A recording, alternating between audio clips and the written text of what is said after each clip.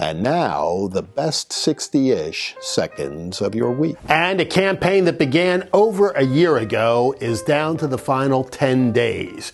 And this is the time when both campaigns ordinarily would be making their closing arguments. Much like lawyerly fashion closing arguments to a jury, this is what they want voters to have in their minds when they go to the polls or when they vote early by mail. And it's fascinating to see where the Democrats' campaign is right now.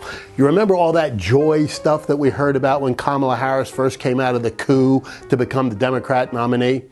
It's gone. It's anger now. They're calling Donald Trump a fascist, and they're appealing to the worst instincts in people, quite bluntly. And that tells you a lot. Throughout this campaign, I've said that ultimately it boiled down to strength versus weakness. Strength for Donald Trump, not only as a man, waving that fist in the air following the assassination attempt and yelling, fight, fight, fight, but also strength on policy. Policies that delivered a good economy and a safe southern border, a secure southern border, versus the weakness of Kamala Harris, both as a person that refuses to answer real questions, who doesn't want to do press conferences or real face-to-face confrontations, a person that also has weak policies. Policies we don't really even know where she stands on because she's all over the lot. And that's what we're getting as we come down to the home stretch. Strength versus weakness. And with that weakness goes the anger that comes from the fact that they know that their campaign is in free fall. It's in real trouble. I don't follow the polls as closely as some folks do because there are too many of them, and frankly, too many of them are suspect. But the polling data all suggests that Donald Trump is in his ascendancy and the Harris campaign is in real serious trouble. So expect more anger, more darkness, less joy, and evident weakness as the final 10 days play out.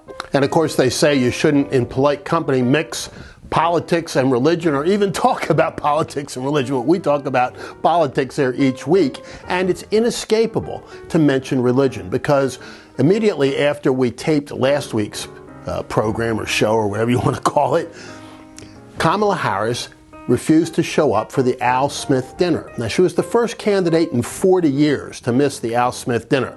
The last one, Walter Mondale, missed in 1984, and you can look up how he made out on Election Day, the worst defeat in American political history.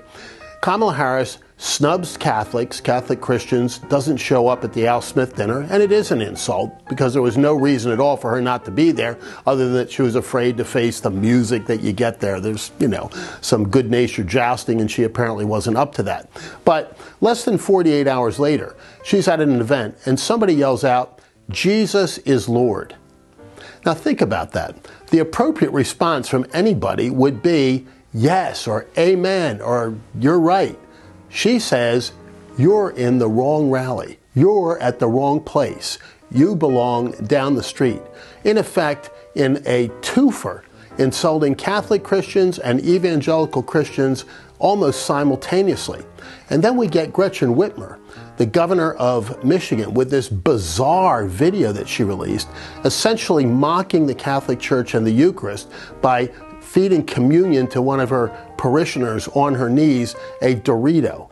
Think about all of that and what it portends. There's something fundamentally wrong with that, and you don't need to mix politics and religion to understand it. And strength versus weakness is also showing itself down ballot now, as you see several, not just one or two, but several Democrats, particularly in the Rust Belt across the Northeast, using Donald Trump's images in their advertising.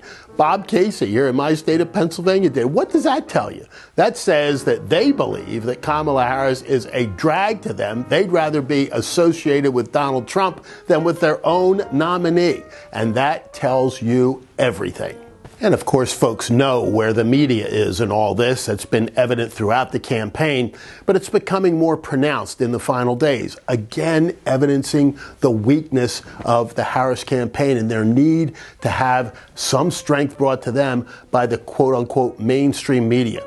We saw it with CBS, with the editing, unethical editing of that CBS 60 Minutes piece to make Kamala Harris look better. I won't say good because she didn't look good, but better than she would have had they not edited the tapes. They ought to release the transcripts. They've done that before. They hide behind, oh, we don't. Yes, they did. They did it to Donald Trump. And they ought to let the American people know exactly what happened in that interview. Because then, once again, you'll see that Kamala Harris simply isn't up to the task. She doesn't know the issues. She's unprepared. She's not good on her feet. And she, as David Axelrod said this week, David Axelrod, the prime Democrat consultant, said she's running the road to word salad. We've said that all along. Now Democrats are saying it. That's just one example of where the media has been, though. And in the closing days, we now get this story about Donald Trump and a murdered American soldier, Vanessa Gyan, who the story says Donald Trump said all sorts of horrific things about and refused to pay for her funeral, which he had promised to do. That story came out with, quote unquote, unnamed sources. You've always got to be careful when you hear that phrase because I think we all know what it means. But immediately her family, her sister Maya in particular, said nothing to it. Others who were in the room said the same thing, that there was no truth at all to it. But the family themselves said there was nothing to it, that Donald Trump had showed them nothing but respect and honor and support, and most important, that they had voted for them or for him, and that they were encouraging others to do so. So if the family says Donald Trump is okay by us, far be it from some left-wing rag to say otherwise.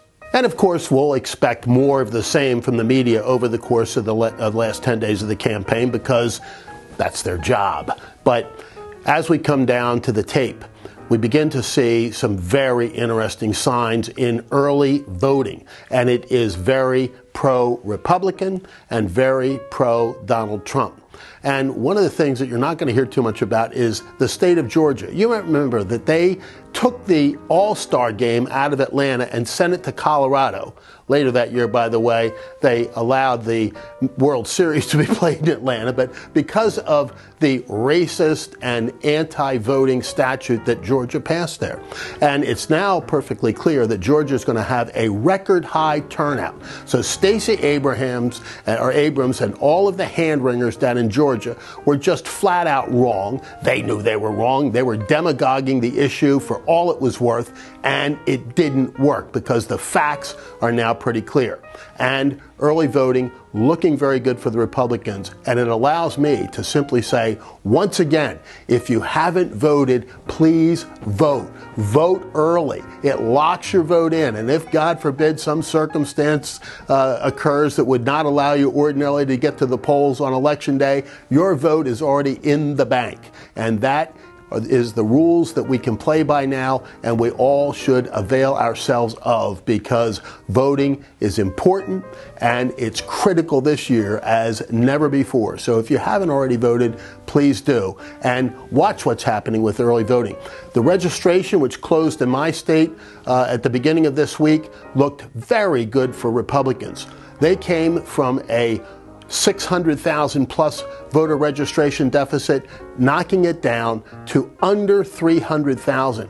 Most of those Democrats that switched over to Republicans. So think about all that. It is the flow of strength to the Trump team and a weakness for Harris and the Democrats.